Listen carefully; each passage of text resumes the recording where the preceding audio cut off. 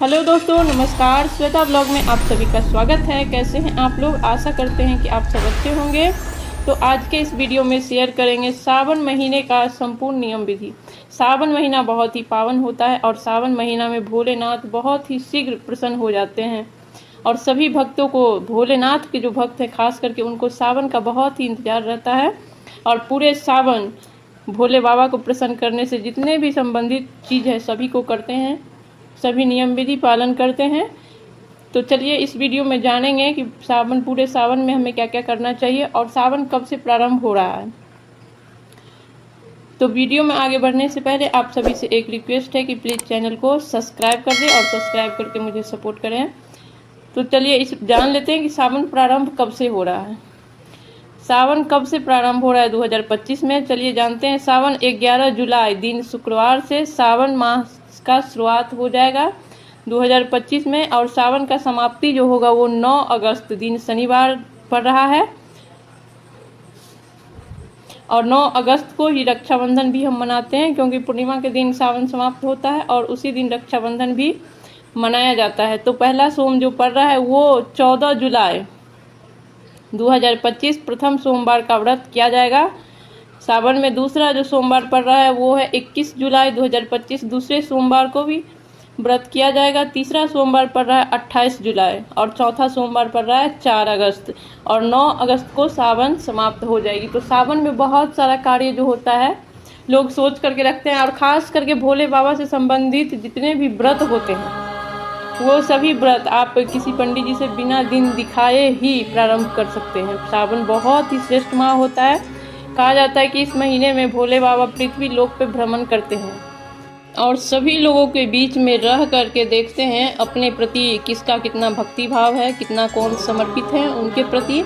इस चीज़ को देखते हैं और सभी की मनोकामना को पूर्ण करते हैं, सभी के पे अपना आशीर्वाद जो है बना करके रखते हैं। तो सावन में कुछ लोग जो व्रत करते हैं वो पहले सोमवार और लास्ट सोमवार को करते हैं और कुछ लोग बीच वाला सोम करते हैं, तो वो बीच का भी कर सकते हैं या पहले लास्ट का भी कर सकते हैं। और अगर पूरे मास अगर आप व्रत नहीं कर रहे हैं, अगर पूरे मास व्रत भी कर सकते हैं, जैसे सात्विक आहार रखिए या फिर मीठा आहार एक टाइम लीजिए और हर दिन भोले बाबा का पूजा कीजिए और दिन में व्रत रखिए, ऐसा भी व्रत किया जाता है। या नहीं तो आप डेली पूजा कीजिए और सात्विक आहार रखिए, ये भी श्रेष्ठ होता है। तो ये भी कर सकते हैं। मतलब जो आपसे सक्षम हो, जितना आपका शरीर आपका साथ देता हो, जितना आप कर सकते हैं उतना तो आपको ज़रूर करना चाहिए सावन के महीना में। और साथ ही जितने पर्व होते हैं वो सारा पर्व जो है उठाया जाता है इस महीने में, क्योंकि पंडित जी से दिन दिखाने की ज़रूरत नहीं होती है। महादेव का बहुत ही प्रिय मास होता है सावन और महादेव से संबंधित जितने व्रत होते हैं सभी का उठाव जो है कर सकते हैं, प्रारंभ कर सकते हैं सावन में। बहुत ही श्रेष्ठ माना जाता है। जैसे कि आप पूरे साल का सोमवार का व्रत करना चाहते हैं तो उसका संकल्प ले सकते हैं सावन के पहले सोमवार से, या पूरा सावन व्रत रखने का संकल्प ले सकते हैं सावन के प्रथम सोमवार में, या फिर आप जैसे त्रयोदशी व्रत करना चाहते हैं तो ये उठा सकते हैं। मासिक शिवरात्रि जो होती है वो व्रत उठा सकते हैं, चतुर्दशी का व्रत उठा सकते हैं, प्रदोष का व्रत उठा सकते हैं। यानी कि भोले बाबा से संबंधित जितना भी व्रत होता है सभी को प्रारंभ करने का सर्वश्रेष्ठ जो तिथि होती है, मास होता है, वो सावन होता है। तो आप सभी व्रत जो है स्टार्ट कर सकते हैं निसंदेह, इसमें कोई संदेह नहीं है और किसी पंडित जी से दिखाने की ज़रूरत नहीं है।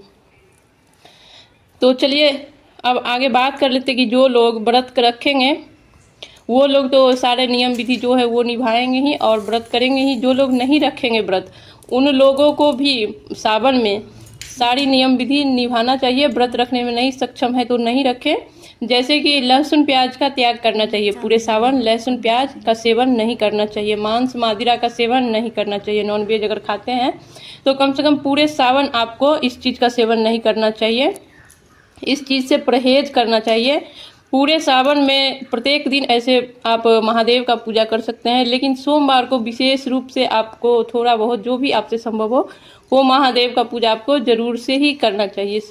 सावन में महादेव की मंदिर अगल बगल है तो वहाँ आपको दीपदान जरूर से करना चाहिए, क्योंकि सावन में इस सभी कार्य का विशेष फल प्राप्त होता है।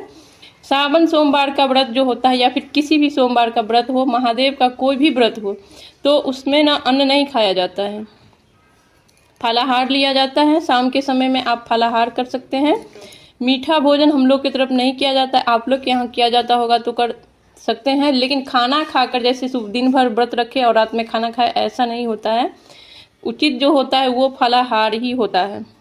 तो सोमवार का व्रत रख रहे हैं तो रात को आपको फलाहार ही करना चाहिए। सुबह में नहा धो करके जो घर में आप पूजा करेंगे, जो आपके पास शिव जी या माता गौरी गणपति का फोटो है या फिर आपके यहाँ शिवलिंग है तो उनका भी पूजा कर सकते हैं, अभिषेक कर सकते हैं।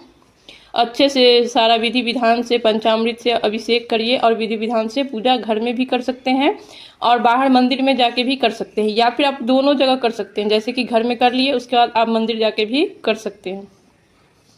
फिर जो चौकी आप घर में अगर सुबह को लगा रहे हैं तो फिर शाम को वहाँ धूप बत्ती कीजिए। रात में जो आप फलाहार बनाइएगा उसका पहले भोग लगाइए जहाँ आप चौकी लगाए हैं वहाँ पे, उसके बाद आप फलाहार कीजिए।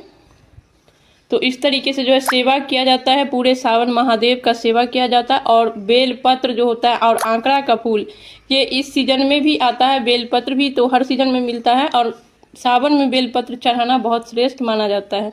सावन में हरी चीज़ों का भी बहुत ज़्यादा ही महत्व होता है, इसीलिए सावन में हरी चीज़ का प्रयोग करिए। जैसे हरा कपड़ा पहनिए, हरा चूड़ी पहनना हो गया, हरा नेल पेंट लगाना हो गया, हरा बिंदी लगाइए, हरी चीज़ जो भी आपका। और हरा कलर का श्रृंगार भी भगवान को जैसे आप श्रृंगार करते हैं, चौकी लगाइए तो हरा कलर का कपड़ा लगाइए, हरी हरी पत्ती फूल पत्ती चढ़ाइए।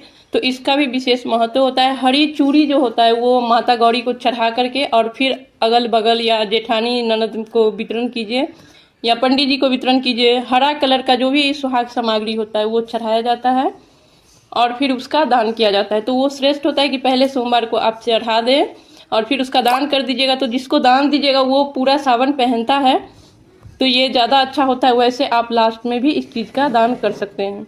तो पूरे सावन में अपने नियम विधि से रहिए और अच्छे से भोले बाबा का पूजा कीजिए, महादेव को प्रसन्न कीजिए और सावन का सभी लोगों को ढेर सारा शुभकामना। तो आज का वीडियो यहीं पे समाप्त करते हैं, फिर मिलेंगे किसी नए वीडियो के साथ। तब तक के लिए नमस्कार। वीडियो देखने के लिए बहुत